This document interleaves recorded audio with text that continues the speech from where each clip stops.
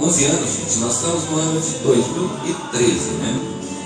Significa que ela funcionou a última vez em 2002. Eram outros tempos, outras épocas.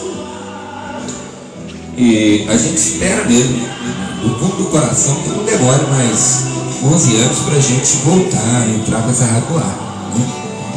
E foi muito bom poder mandar para vocês essas mensagens maravilhosas. E eu queria falar uma coisa. Eu não nasci aqui, mas eu sou filho daqui.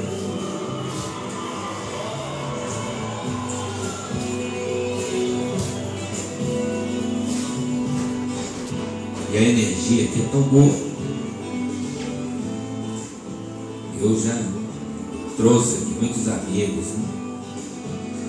Muitas pessoas, igual a minha esposa, Nilzinha. Ela abraçou esse lugar. Muito bom. Um beijo grande a vocês todos. E eu queria agradecer pela gentileza, né, de poder entrar nas suas casas através do milagre eletrônico que são as ondas do rádio, né? Eu acho sensacional você ligar um equipamento na tomada, ligar um fio, uma antena, né, e transmitir a emoção por quilômetros. É muito bacana. Queria que estivesse aqui hoje, nesse dia, uma pessoa que estaria vibrante com essa rádio. É o Valtinho, né? O Valtinho e a Nova devia estar aqui. Mas fica aí o meu abraço, então. Nós temos aqui mais 4 minutos de música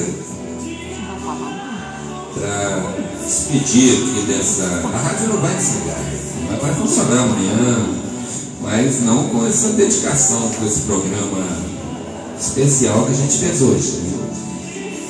E nesses últimos minutos aqui eu gostaria de deixar registrado aqui um incentivo aí que o pessoal deu pra gente, muito bacana, muito legal mesmo.